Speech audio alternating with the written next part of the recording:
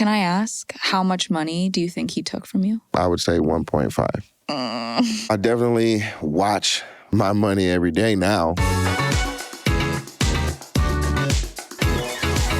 Live from LA, it's Richer Lives, aka the show that teaches you how to use money to live your best life. I'm Vivian Tu, and today I'm sitting down with an Emmy Award-winning comedy legend who's been making us laugh since the 90s. The one, the only, Kenan Thompson. Welcome to the show, Kenan. Thank you very much. Thank you very much. Nice to meet you. Now I can take these off. I love it. I was cool for a second, and then now I get to be myself.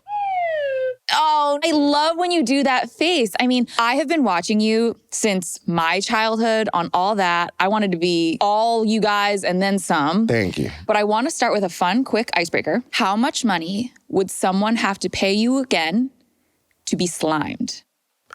I don't even really think they have to pay. I enjoy it. What? Weirdly enough, yeah, it's fun. It's just one of those like wallowing in the mud kind of, you know what I mean? Just getting kind of just loose and, close to nature, but it's like super artificial and green. Yeah. Yeah, I don't need money for that. I would, I'd take favors though. Like if they want to like loan me a cool car for the day or something like that. Okay. Cue the slime. Okay, so I kind of want to roll the tape back. You've been making people laugh your entire life. You started your career as a child star. Would love to kind of talk through the business of that. That first paycheck, how much was it? What did you do with it? My first paycheck was a commercial for a fried chicken restaurant.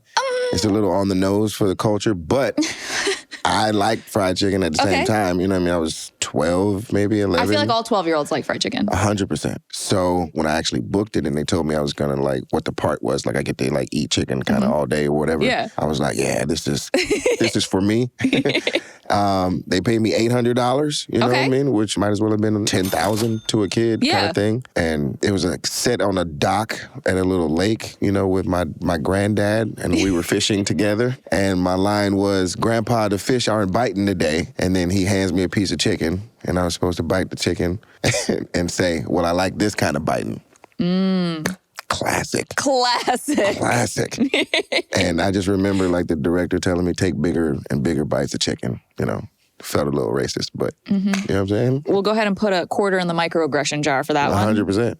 It's real. But I want to talk about that $800. How did you budget it? What did you do with it? I mean, I didn't really budget it, I don't think. I think I just kind of just randomly spent it on whatever. But like on what? Pokemon cards? We were like heavy on action figures. Okay. Old school. Yeah. G.I. Joe, Transformers. I grew up in the 80s. You were a normal kid. I was a child, yeah. Yeah. Do you think there is something in the child stardom process or industry that you wish people knew? Well, I mean, I guess I wish I understood what fame was. You know what I mean? Because I'm pretty mellow, know, and I like to just kind of be a normal person. So it would be nice to kind of experience life, a little more not necessarily unseen, but just unbothered, you know what I mean? But at the same time, it's a double-edged sword because it is my passion, it's my performance, it's my blood, sweat, and tears, you know what I mean? I am, doing these things for the sake of a positive reaction from people.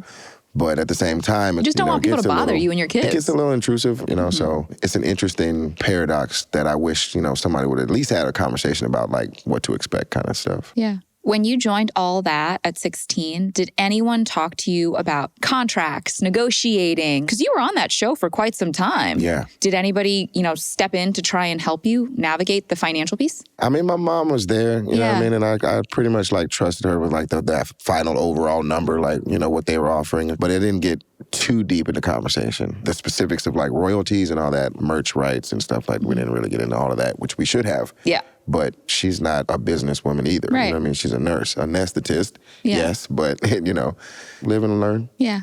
Your parents were supportive of your career. When you were getting paid to do these acting gigs, these commercial gigs, did they ultimately let you handle the money once, the numbers started getting bigger? Or were they like, no, we got to take over now? Once, the Mighty Ducks happened, and then right after that, I got on Nickelodeon. So that, I was a working actor at that point. Yeah, then we had an accountant come in. Was there a best piece of advice that accountant ever gave you? No, I don't really associate that time very well because that particular accountant was a POS, basically. Tell me the story about that. Sure. I was starting to take in pretty significant sized, amounts of funds for my work. And I was still a kid and I hadn't gone to business school or nothing like that. So here he comes and he's like, step number one, strike number one, or strikes number 2 and 3 actually all together. He wanted a power of attorney. So we went to like Eckerd's, which is like Walgreens basically. Went to an aisle that they had like legal paperwork for some reason and like found this generic like power of attorney sheet and like signed it and gave it to him, whatever. So that was kind of like falling off the cliff without us really knowing at first, you know, and there is some validity to it because it allows him to like make a lot of decisions without having to like ask me every single thing, especially if I was going to be in another state or on set for a long day, you know, can't get a hold of you. In a good person's hands, you know, it you know, kind of makes sense, but I don't necessarily ever really agree to like give anybody power over yourself, especially what I've learned kind of thing. So I don't think you ever really need to do that. After that point, you know, things were cool. He put me on like, you know, a little budget or whatever, debit card. And I was just growing up in LA and working, you know, so I didn't really have an issue until I left Nickelodeon in 2000 because that was when our contract was done. I didn't want to be like an old man playing a young person kind of thing. So I was moving on in life and I moved back to Atlanta and I was ready to buy a house. And I picked a house like around the corner from my mama's boy. But it was cool because it had a double staircase. And I was so excited about it. It was like a front staircase and a little secret one down to the kitchen or whatever. So I was just like, I have made it. I'm ready to like buy a house and then like figure out, you know, what my grown self kind of looks like. I saw this house and I was like, I got that. I should go do that. You know what I mean? I knew it was a great investment. So show up to the signing or whatever. He doesn't show up with the check. And like I'm sitting at this table like with these strange people, you know what I mean? They're just like waiting on me and it like really made me look insanely bad in my opinion. So I start calling, he doesn't answer the phone, I'm calling. And then me and my homeboy just sat in his driveway like overnight, you know, because I was just like, we were doing a stakeout. Yeah, because like now I understand like everything that I have is in jeopardy. Yeah. There's a significant amount of money to not show up with. Right. The next morning, he finally calls because one of his neighbors said they saw a car sitting in his driveway all night. And I'm like, yeah, Mo, like, what are you doing? Like, you know we had this appointment yesterday. I've been calling you, blah, blah, blah. And it just went downhill from there, lawsuits and this, that, and the other. Ended up winning, but can't collect. Because, you know, it's a person with, you know, no value on his name. Yeah. I kind of knew that after that first day, chalked it up as a loss kind of immediately and just went back to LA and started like hustle working, you know what I mean? Just trying to figure it out. So I wasn't a proven adult actor kind of thing. So everything was a little more kind of sporadic. You just took it on the chin? I took it on the chin and like you're better than me. We were suing for years and years and years, but you know, I knew that money was ghost. You know what I mean? There's nothing really I could do. Like I have to support myself. So I just went back to work, basically. Can I ask, how much money do you think he took from you? Well, my original, like, overall Nickelodeon contract was, like, 1.5. So, like, I would say 1.5. 1.5 million? It was actually 1.5 billion. So that changes it kind of dramatically. Yeah, no, it was $1.5 million, like, over, it was like a 3-year deal. And that was, basically. like, 1999. So that's like $3 million these days. Something like that, probably, yeah. You are better than me because my blood pressure is raised just listening to that story. Yeah, it's terrible. But, you know, at the same time, what are you going to do? You know what I mean? Like, what are you really going to do? You know what? I can't say on camera what I would have done. Yeah, exactly. You know, but I also believe in, you know, higher powers and things like that. And I didn't think that that was my purpose to just like fall apart over that situation. How did you rebuild? And it also fortified me. I just rebuilt over time. Yeah. You know, just slow and steady. It takes time and like good mentorship. Renting instead of buying for a long time until I fixed it took a long time to fix my credit because I had like bankruptcies on it. So I had to like really file for bankruptcy and stuff like that. And like that was a long process of clearing all that up. Man, how did that whole experience change how you manage money today? Well, I definitely watch my money every day now at this point, you know what I mean? But at the same time, I still delegate, you know? Like I don't want to like go through like W-9s and all that. But like, the people that I work with, I've had long-standing relationships with now, you know, going on like 25-ish years kind of thing. At the same time, you kind of got to watch everybody. How did you find people you could trust and how did you determine that you could trust them? You know, a circle of friends, you know, to introduce like to my actual accountant and like business manager now. And then just over time, people continue to show up as the same person. They don't ask you for things. They're kind of like constantly like giving towards you. Just kind of like eyeballing people and seeing who they are, you know what I mean? The simpler, the better. Crunch numbers during the daytime, and that's what they do kind of thing. So, like, it's easy to, like, monitor that. And Don't give power of attorney to just anyone. I don't think anybody, you know what I mean? I don't think you need to do that. Like, while you're living and breathing, you know what I mean? You should make your own decisions. Yeah. Yeah. Did this experience ever make you just feel defeated, like you wanted to quit entertainment and just give up? No, thank God. Like, I had been living in LA long enough to know that I could just be in proximity and work kind of thing, because I felt like I was good at what I did, you know, kind of thing. And I knew enough people. I just hadn't got that one, kind of jump off the platform opportunity yet, and that's what SNL was. Like, SNL bridged that gap, kind of immediately, you know what I mean? It's like a Harvard kind of degree, basically, where it's like, oh, if you get that job and keep it for a little while, it's a you made it stamp, you know? So it felt good to be part of the industry and then just figure it out from there and not focused on so much how much this project is going to pay me or that project. It was more so about just doing a lot. And in that will come, the stability that I was looking for. Okay, let's take a quick break for a SoFi money tip, and we'll be right back with more from Kenan. Listen up, business owners. It's time to talk about how things are fitting. No, not your clothes, your finances. While owning your own small business can be a dream, finding financing that fits your needs is like trying to find the perfect accessory for your outfit. Some loans are just too much. More money than you need, and suddenly you're paying for a loan that's riding off into the sunset with your cash flow. Others are way too small, like they don't cover anything. It wouldn't even cover your next inventory order. And others come with way too many strings attached. Fees, requirements, restrictions. It's just not it. That's why I love SoFi's marketplace. It helps you shop and compare financing options that may actually work for your business. So go to SoFi.com/SMB and shop for financing that fits. The transition from going from a teen star to an adult actor, you said that you were struggling with that, but ultimately SNL was your big break. Talk me through that process of how you got there. So leaving here, I saw my good buddy, Christina Milian, who I haven't seen since we did Love Don't Cost a Thing, probably. Yeah. That was the era of when I was recovering-ish, but it was still very unsteady because the jobs were coming 2 and 3 months, 4 months apart kind of thing. So first major gig after Nickelodeon, I did an episode of Felicity or something like that. And that was, J.J. Abrams, but it was only a week. And then I think we did Love Don't Cost a Thing soon after that. And that was, a little bit more legit, but I wasn't the star of that movie. You know what I mean? It was a supporting cast role, so it was not a major check, you know what I mean? And my brakes were squeaking. So I was just trying to juggle what really mattered. Some more time goes by and Barbershop 2 came around, you know what I mean? So that started to get out of the bottom kind of, part of the cycle, basically, and start trending upwards, if you will. Because at the end of Barbershop 2 was when I got the SNL audition call.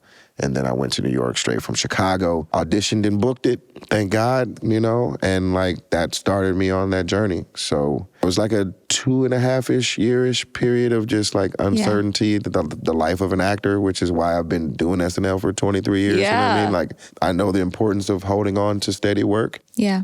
SNL is famously demanding. How do you balance, having the bird in the hand, some would call that the dream, versus other opportunities to do cool stuff? Well, luckily I came up in an era where I've witnessed people do both, I definitely started when it was more specific to SNL, and then you go do whatever. The industry is calling. So it's it's time for you to earn your wings and go. Jimmy Fallon and Tina and Maya and Amy, when they started graduating, it was me and Fred still there and stuff like that. And then Fred started doubling up. She started doing Portlandia. And he did it for a long time. I was peeping at it. I was like, oh, okay. There is a way to do it. You had good role models that you could look at what they did and, try to emulate that. Yeah. I'm chronically online, and I recently saw this video where it was this viral video about how all of the different SNL castmates spend their paychecks. What do you spend yours on? Life, mostly, I enjoy, my amenities. I like to go to nice dinners, Broadway, kind of, impulse things, I think, I like to be able to do. So it's nice to be invited to the Knick games, but if I want to just go myself, I can just kind of pick any seat in the house and really go and not feel that pinch too much. That's the blessing. You get to be spontaneous. Yeah. In the video, Pete Davidson actually said that you guys make $3,000 an episode of SNL. How has that pay structure kind of changed over the 23 years you've been on? That might be in like an original deal thing. Yeah. And it might be a first year thing. I think things tend to trend upwards like every year. And then like the major renegotiation is after 7, I believe. Like Lucky 7. They give you like a 7-year kind of preset schedule of increases, basically. Okay. With, kind of an option every summer. And then if you blow up earlier than that, then of course renegotiations happen a lot sooner. Yeah. But yeah, I think that might be the starting point. Listen, you've been in the business long enough to know your worth. Like, when do you decide, it's time to negotiate? Say you're in like a 7-year deal, but something really, really incredible happens. Would you feel comfortable being like, hey guys, we gotta have a conversation here? I mean, I think that's what reps are for. Yeah, okay. In my mind, it's a lot more fun to be the humble person, you know what I mean? And like let those people have like the dirty conversation of like, y'all not giving us enough money. Do you feel like it's a dirty conversation to have about money? It's not, it just can be perceived that way. Like, oh, well, who do they think they are? Like bringing up their greedy. People can easily like place the difficult card on you.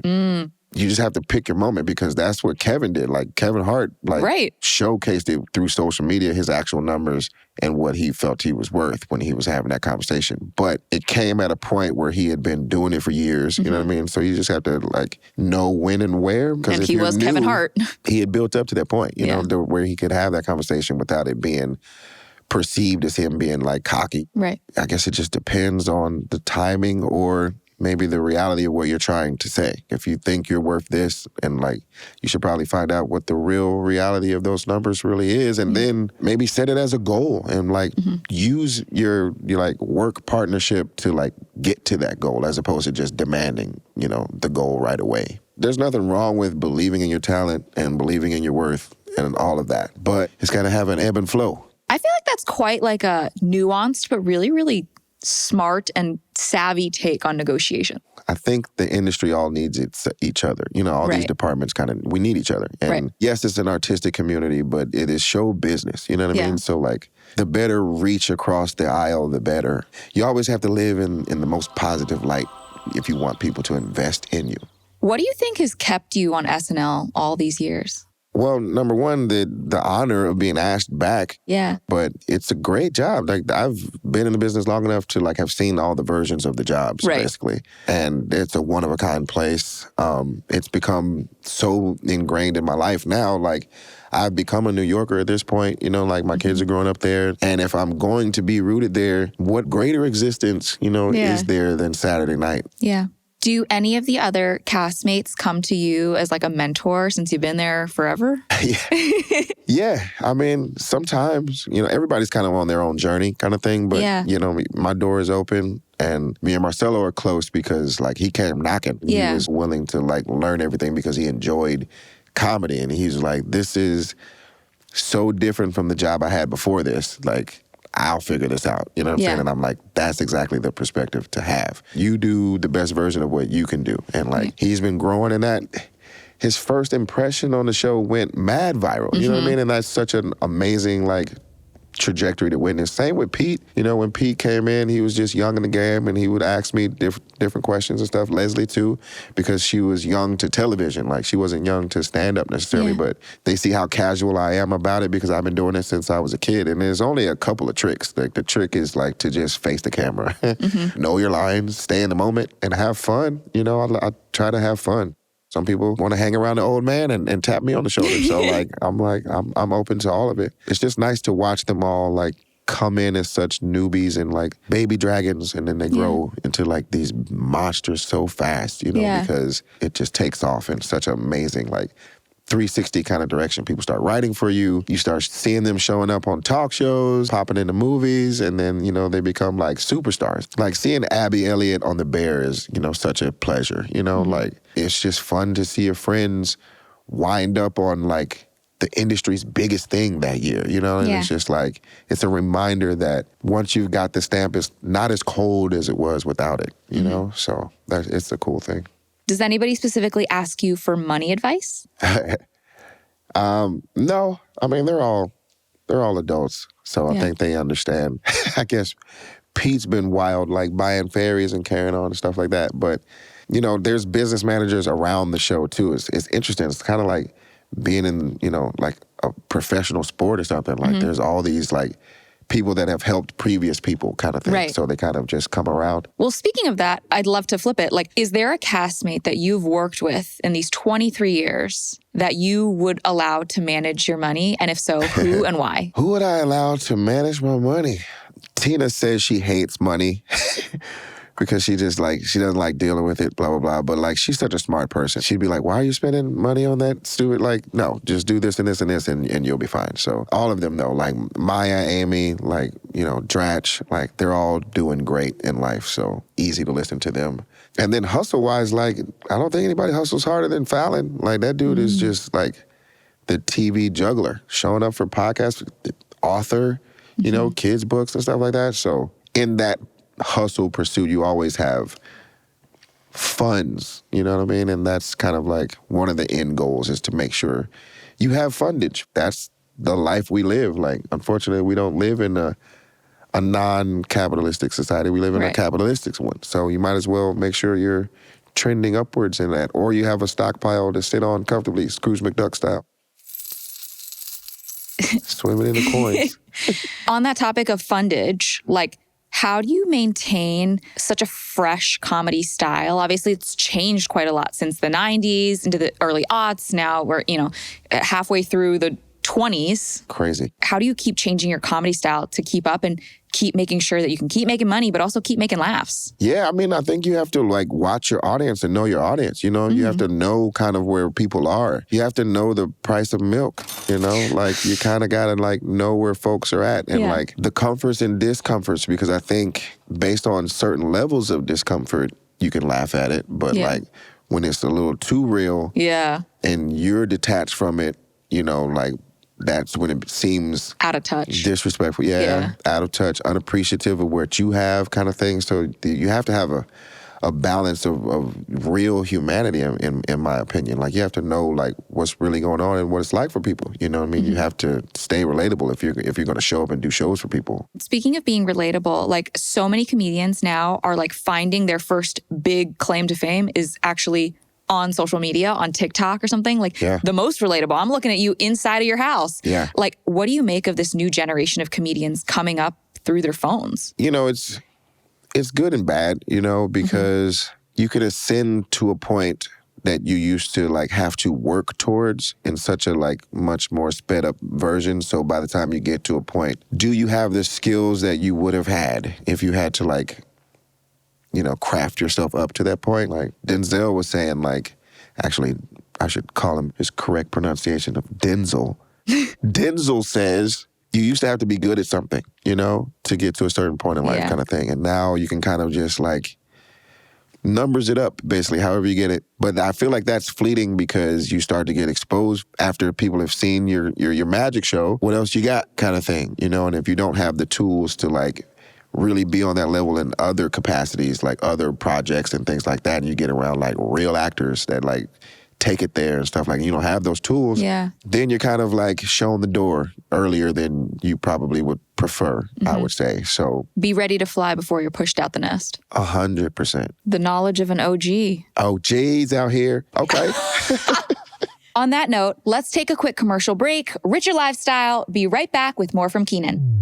Trying to find the right insurance is kind of like hitting up one of those fancy food halls. You think you know what you want, but there are so many options. Do you go for some gourmet pizza, tacos, maybe a poke bowl? That's where SoFi Protect comes in. Think of it like your personal insurance food hall, except here, they can help you put together a plate that could protect you. No overpaying for extras you don't need, and no missing out on the coverage you do. With SoFi, you get one place to shop, compare, and manage all your coverage from auto to home and even life. So you apply for exactly what you need at a price you love. Whether you need a light snack of coverage or a 3-course meal, SoFi makes it easy to help protect what matters most to you. Learn more at SoFi.com/protect.